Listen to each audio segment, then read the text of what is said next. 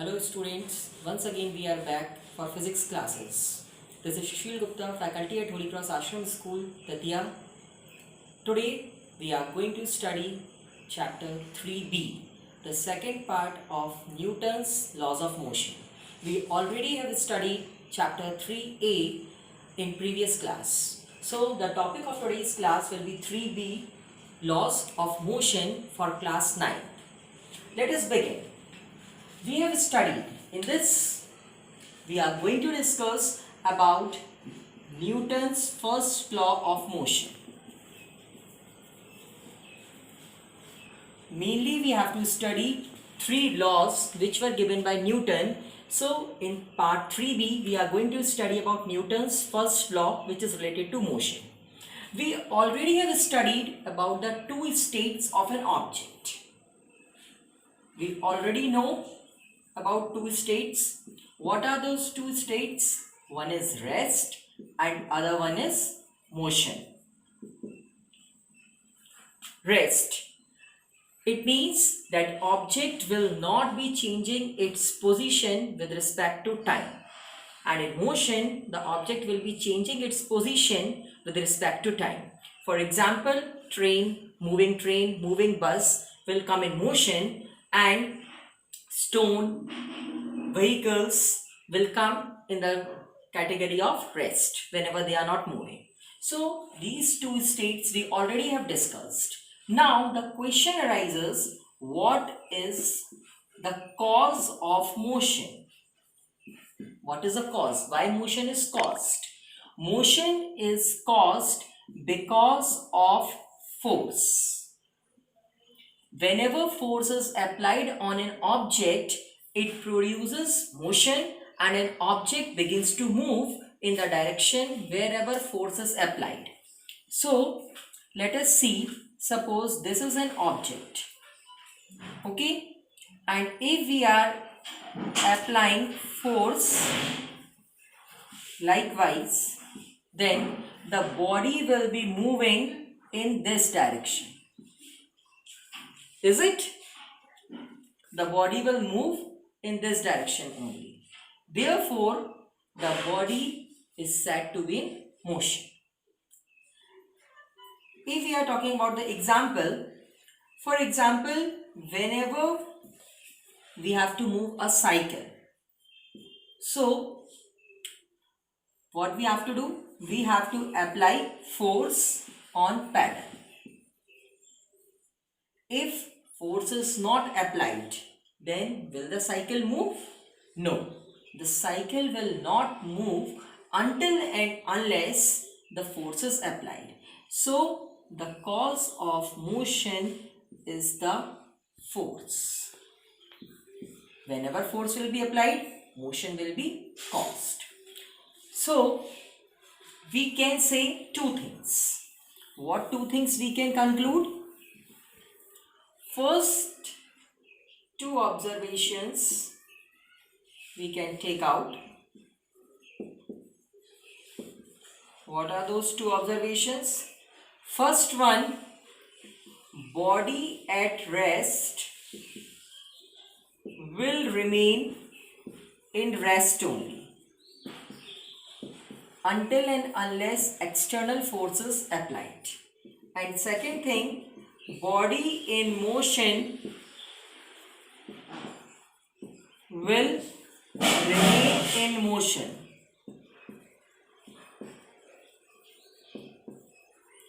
until and unless external forces applied. So from these two observations, our scientist Newton has developed a law, and that law is known as Newton's first law of motion. So if we are talking about the statement of Newton's first law of motion, what is it? According to Newton's first law of motion, a body will continue to remain in state of rest or state of motion until and unless external force is applied. Until and unless external forces applied on it. Suppose this pen cap will be just at rest till force is applied, and if force is applied, it will start moving. So the body which is at rest will remain in rest, and the body which is in motion will remain in motion until and unless external forces applied on it. And the property of body by which the body continues to remain in a state of rest or state of motion is inertia. This is new thing we have not studied till now. It's inertia. So what is inertia? Inertia is the inherent property of the body by which body continues to remain at rest or in motion. Inertia is of two types: inertia of rest and inertia of motion. So inertia is depending on mass of the body. Now we are going to study about force. Definition of force, because it is one of the most important concept which is related to motion. Force. Force is denoted by symbol capital F. So what is force? It is that external cause which tends to change the state of rest or state of motion of an object. What is force? It is the external cause which can change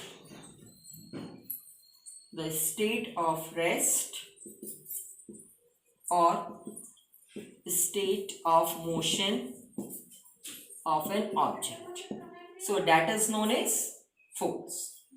Force equals to mass into acceleration.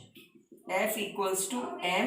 If we are talking about the SI unit, then the SI unit of mass is kilogram and acceleration it's meter per second square. So the SI unit of force is kilogram into meter per second square, that is also known as Newton, noted by symbol capital N. And if we are talking about the CGS unit, then the CGS unit of mass is gram, acceleration centimeter per second square, and that is also equals to dyne. So SI unit is Newton and CGS unit equals to dyne.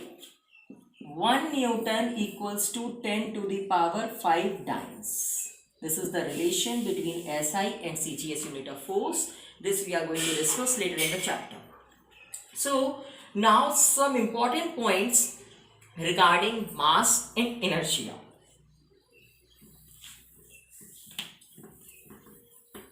Important points, these are some of the note points regarding mass and inertia. What is the first point?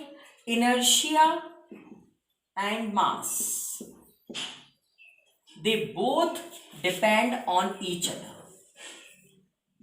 Depend on each other.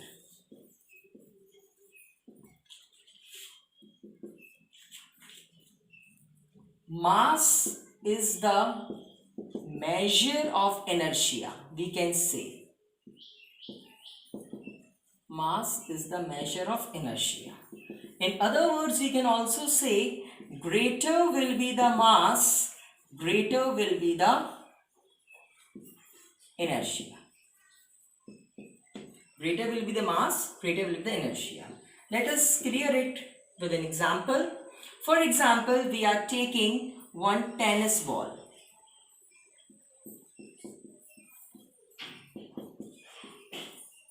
And one we are taking cricket ball. We all know that tennis ball is small in size and cricket ball is big. This is small and this is big. And as cricket ball is big, therefore mass will also be more. And if mass will also be more, then inertia will also be more. Therefore, if a tennis ball and cricket ball, if both are moving with same velocity,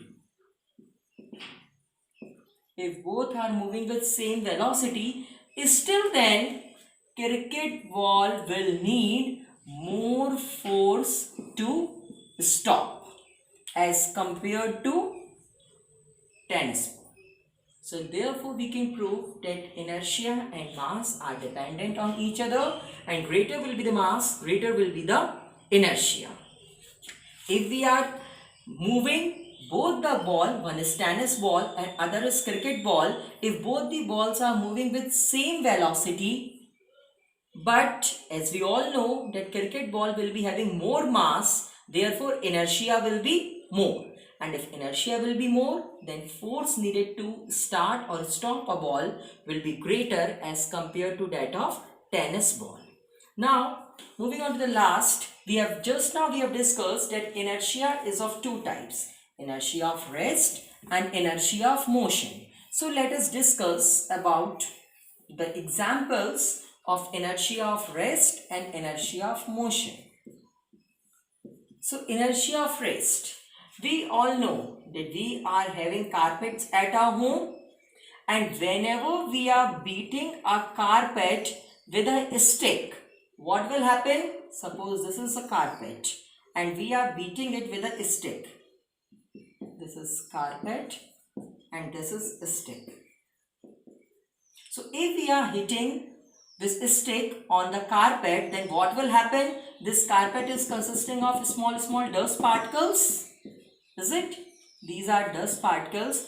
So wherever this stick will strike, that part of the carpet will come in motion and it will move to and fro, or it will move ahead. Whereas dust particles will remain at rest.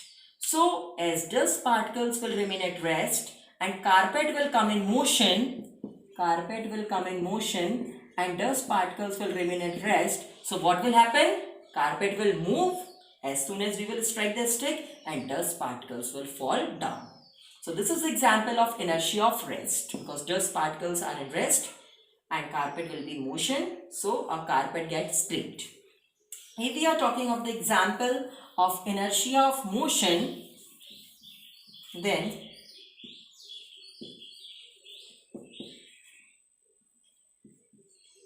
see, we all have sat in the train, is it? And you might have seen vendors which are moving in the train. So if train is moving, what will happen? Whenever a passenger jumps out of train, he will fall down. Why is it so? Because suppose this is train.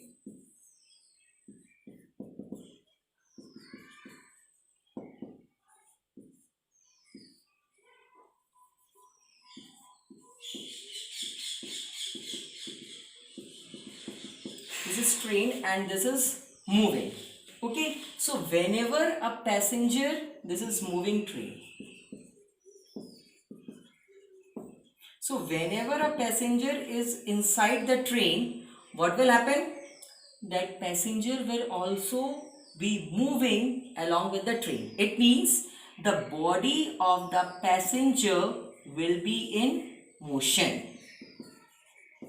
But as soon as he comes out of the train, his feet and lower part will come in a state of rest.